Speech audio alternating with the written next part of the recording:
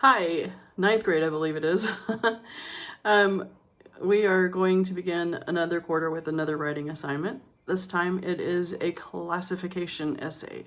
I'm going to back out of the picture so that you can see the whole board, and if you want to take notes, you can take notes. If you want to look at it later, you'll have this to look back at. So me backing out. Okay. So before you begin to write your classification essay, you need to make sure that you choose a topic that you can divide into 3 categories. You need to be able to say, there are 3, and finish the sentence. There are 3 kinds of students. There are 3 great tourist attractions in Utila. There are 3 kinds of flowers that grow in my yard. There are 3 ways to protect yourself from the Omicron variant, etc., etc. So there could be many kinds of things you could write. You get to choose what you're writing about. It just needs to be something that can be divided into 3 categories. The pre-writing is to fill out the soapstone. And when I say fill out the soapstone, I mean, I want you to tell me what is going to be your subject, your occasion, etc. So let's look at what each one of these means. The subject means, what are you classifying? So if you're going to talk about 3 kinds of flowers in your yard, then you just write that, 3 kinds of flowers in my yard. If you're going to be talking about 3 ways to keep from getting the flu, then you can write that there.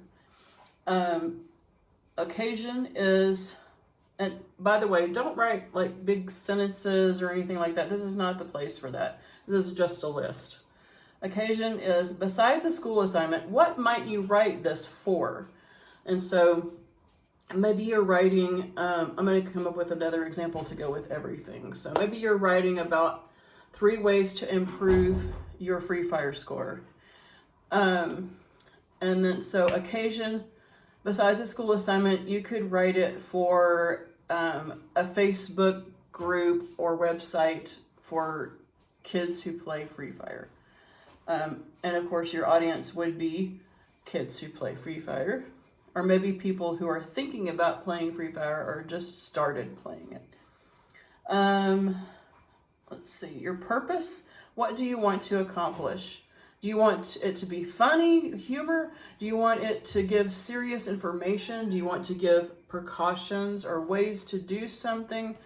That is what you write for purpose. So, and for our one about Free Fire, you want to give strategies. Maybe that's, so you want to be clear on the pre-writing, but you don't want to write big sentences or don't write paragraphs, okay?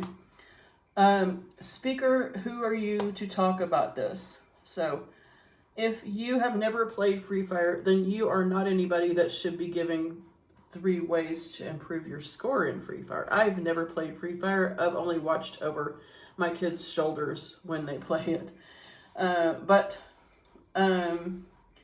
if you are someone who consistently makes good scores and keeps from dying, then that's who you are to write this.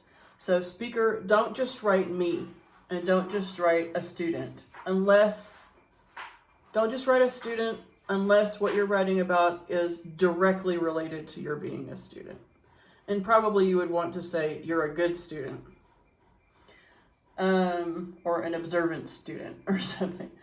But anyway, back to our thing. Tone, what kind of mood do you hope to create or convey? That's kind of similar to purpose, but the tone has to do with what exact words you will choose.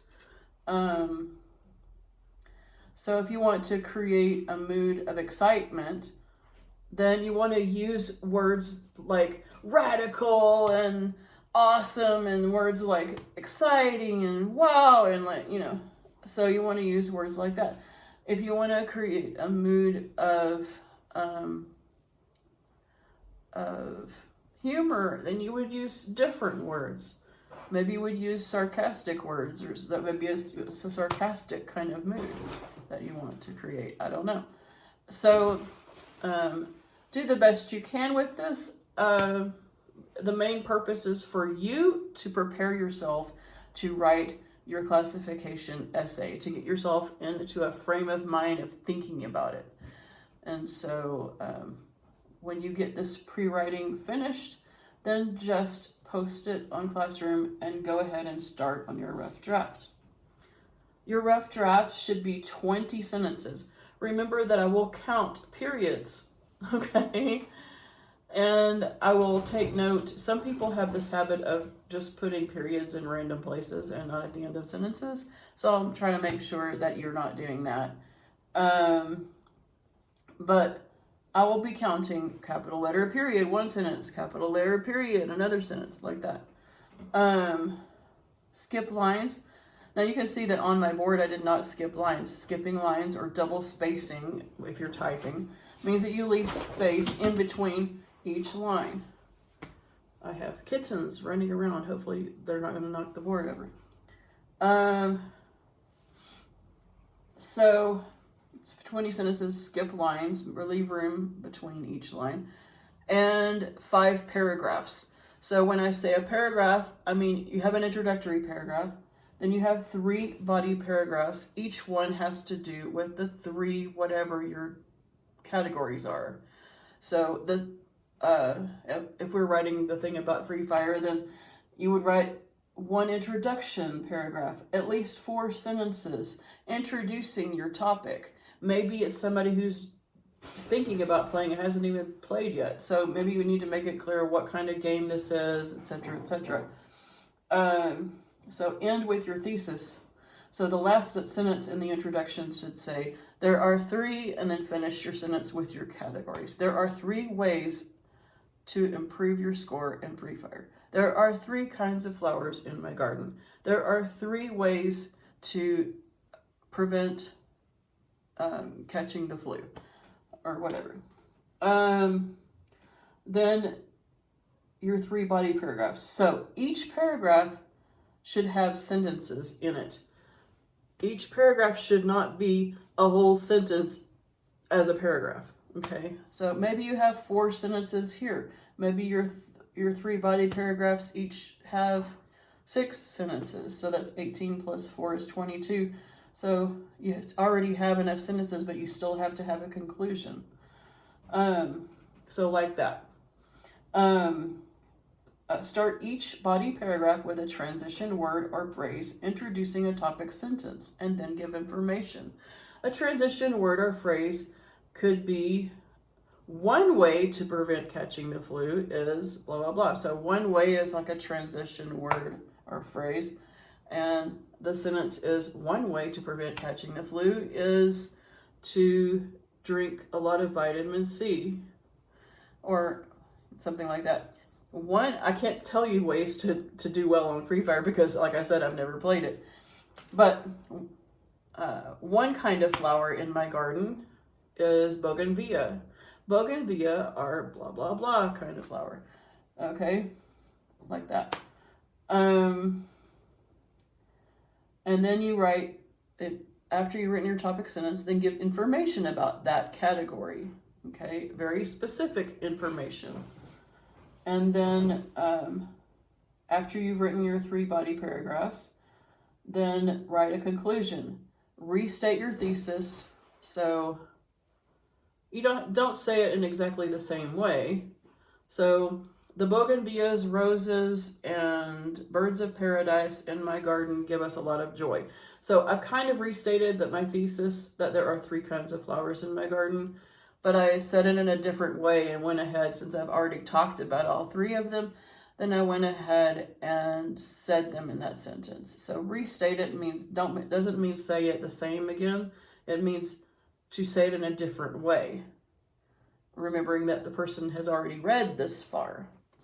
And then tell how this info will be useful. It doesn't have to be super, super useful. I mean, for you to know the 3 kinds of flowers in my garden isn't going to be crucial for your life. But so they give us a lot of joy with what I just said. And I could say Every day I love going outside to see what has been blooming, and continue like that. So make sure that you have intro, 3 body paragraphs, and conclusion. Oh, another thing about body paragraphs is that one way to organize them where it makes your paper interesting to read is to put the most important or latest or most exciting category last. To put the least exciting one or least important one second, and then the other one first. So you have intro, middle of the road category, least interesting category, and then most interesting category, and then conclusion.